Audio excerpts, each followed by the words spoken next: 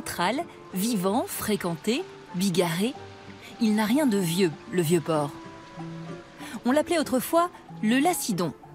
Et il est, comme son nom l'indique, le plus ancien de la ville.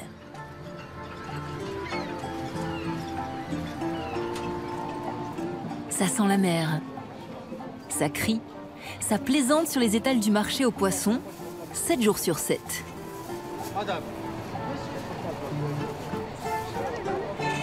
Chez madame, il est mort. Hein. Vous avez à 20 et à 25 euros. Du quai des Belges s'échappe, perpendiculaire, la célèbre canebière. Incontournable vieux port de Marseille qui cache une toute autre histoire. Celle d'une humiliation qui dure depuis près de 600 ans. Le guide conférencier Jean-Pierre Casselli nous ramène 6 siècles en arrière, en 1423. Au vieux port de Marseille, bateaux de pêche et caboteurs animent les bassins. Derrière, la ville médiévale ronronne tranquillement.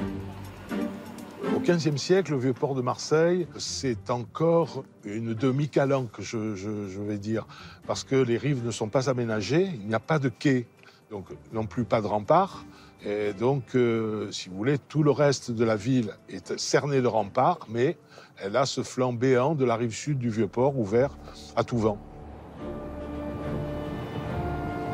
L'endroit idéal pour attaquer la ville. Et justement, Marseille craint l'assaut d'Alphonse V, le roi d'Aragon. Il vient de perdre la couronne de Naples contre Louis III d'Anjou, qui règne alors sur Marseille. La flotte aragonaise est sur le chemin du retour et doit passer devant la cité phocéenne. Mais l'entrée du vieux port est bien gardée. Alors, le système de défense des ports que l'on retrouve partout en Méditerranée, c'est constitué d'une chaîne énorme qui barre l'entrée du port. Les bateaux ne peuvent pas passer. Mais pour des raisons de lourdeur, on l'a divisé en 2 parties. Et on a construit un espèce d'îlot artificiel au milieu pour faire se rejoindre les 2 bouts des 2 chaînes. Ces chaînes qui pèsent environ dans les 600 kilos chacune. Hein.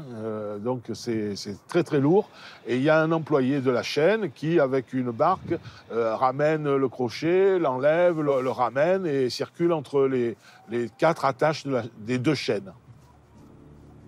Le problème, c'est que les meilleures galères sont parties à Naples et il reste quelques vieilles galères désaffectées et 360 hommes seulement pour défendre la ville. Donc c'est insuffisant.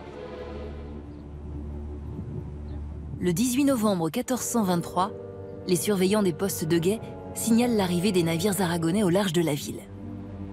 La tour Maubert, à l'entrée du port, est attaquée par ses soldats. Mais les Marseillais opposent une vaillante résistance. La flotte aragonaise aimerait bien pouvoir entrer directement dans le vieux port, mais les chaînes empêchent le passage. En plus, il y a un citoyen de la ville qui s'appelle Forbin, qui est venu couler son bateau à l'entrée de la passe pour augmenter les difficultés. Alphonse V voit très bien qu'il va se briser sur les chaînes du port. Donc, il change de stratégie, il décide de contourner. Et derrière, il y a une anse qui s'appelle aujourd'hui la plage des Catalans. Et ils vont débarquer là-bas. Là, il n'y a pas de chaîne. Ils peuvent débarquer. Il n'y a personne, il n'y a pas de soldats. Et ils vont prendre la ville à revers. Nous sommes le 20 novembre. La ville, mal défendue, tombe aux mains des Aragonais. Ils vont attaquer maison par maison. Et les propriétaires des maisons, qu'est-ce qu'ils font? Ils vont sur leur toit et avec les tuiles, les poutres, les meubles, tout ce qu'ils ont, ils se défendent. Ils se défendent pied à pied, maison par maison. Hein. C'est une bataille de rue. Vols, viols et incendies se succèdent. En 3 jours, tout est saccagé. Alphonse V a gagné. Le 23 novembre, Alphonse V repart avec ses galères, avec à bord, symbole fort, les 2 chaînes qui barrent l'entrée du port de Marseille, qu'il embarque, qu'il va mettre à la proue de sa galère, de la galère royale, pour bien montrer en arrivant au port de Valencia la symbolique de sa victoire. Cet épisode peu connu est l'une des plus grandes catastrophes que la ville ait subies. D'autant qu'elle s'accompagne d'une humiliation qui a traversé les siècles. Alors ces chaînes, je dois le dire en tant que Marseillais, sont malheureusement encore à Valencia. Les 2 chaînes. C'est une souffrance pour nous les Marseillais, non seulement de le savoir, mais de les voir, parce que je suis allé les voir. Elles sont toutes les deux exposées sur les murs de la chapelle du Saint-Sépulcre de la cathédrale de Valencia.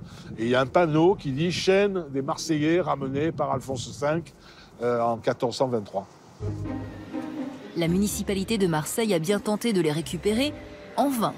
Elle a adressé des courriers au maire de Valence, qui sont restés lettres mortes. Enfin, pas tout à fait.